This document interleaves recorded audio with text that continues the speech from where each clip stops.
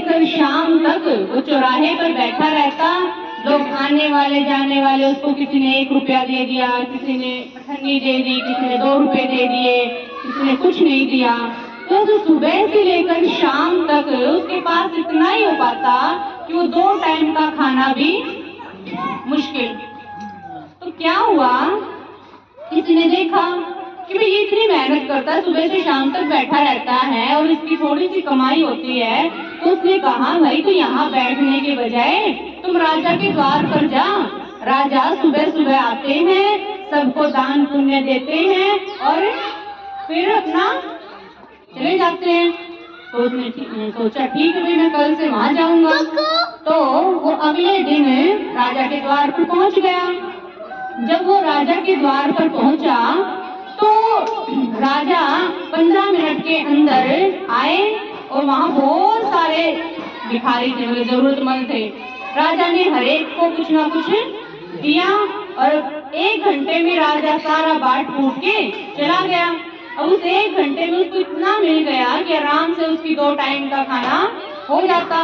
1 घंटे में इतना मिल गया, बाकी के जो 23 घंटे थे वो फ्री हो गया। अब फ्री हो गया तो उसको खाने की तो चिंता थी नहीं, तो उसने बाकी के घंटों में काम करना शुरू कर दिया, अपना कुछ काम धंधा करता। उस काम धंधे से उसको पैसे मिलने लगे। तो इस तरह से उसका जीवन चलने लगा। एक दिन क्या हुआ कि वो जो है राजा के द्वार पर गया डेली की तरह। तो वहां द्वारपालों ने कहा कि आज राजा नहीं है तो आप बाद में आना। उसने पूछा क्यों, आज राजा कहाँ गए? तो उसने द्वारपालों ने कहा कि आज राजा जो है ना पूजा के लिए मंदिर में गया है। तो पूछा कौन से मंदिर में गए हैं? उन्होंने कहा कि हनुमान जी के मंदिर में गए हैं। तो भिखारी थोड़ा समझदार था, उसने सोचा क्यों मैं मंदिर में ही चला जाऊं, क्योंकि वहां पर भी राजा कुछ ना कुछ दान तो करेगा ही। तो पहुंच गया मंदिर में।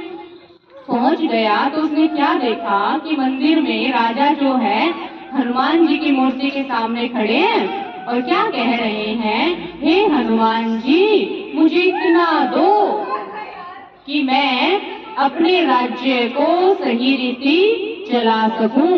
हे हनुमान जी मुझे इतना दो, मैं अपने परिवार को सही पालना कर सकूं। हे हनुमान जी मुझे इतना दो जो मैं जरूरतमंदों की मदद कर सकूं। ऐसे हाथ पसारे खड़े हनुमान जी के सामने।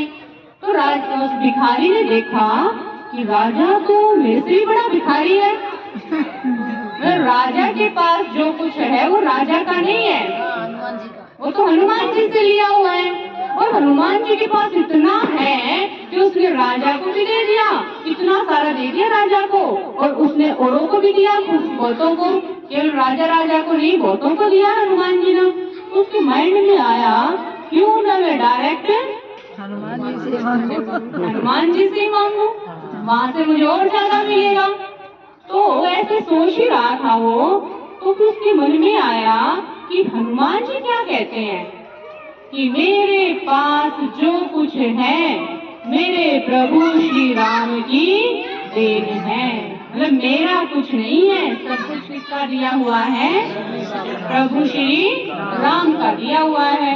अब उसके मन में आया इसका मतलब हनुमान जी का भी कुछ नहीं है, वो भी जो है उसने तो सोचा अब श्री राम इतनों को देता है, इतने भगत हैं श्री राम के और सबको देता है, उसमें से एक हनुमान जी है और हनुमान जी इतना देता है, उसमें से एक राजा है और राजा के पास इतना है कि वो इतनों को देता, उसमें से एक मैं हूँ। तो मेरे तक तो आते आते बहुत कम हो जाता है, क्यों ना मैं डायरेक्ट श्री राम जी से मांगू।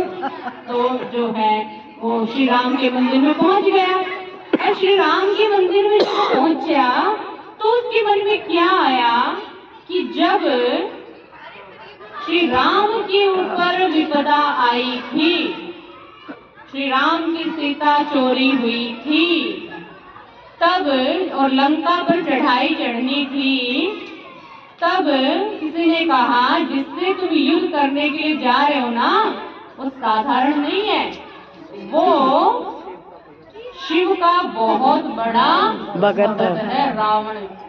अगर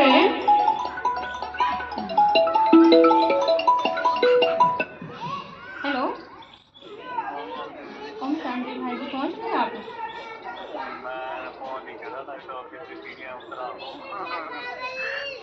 हाँ जी आ जाइए। ठीक है एक फोन कर दूं? चलो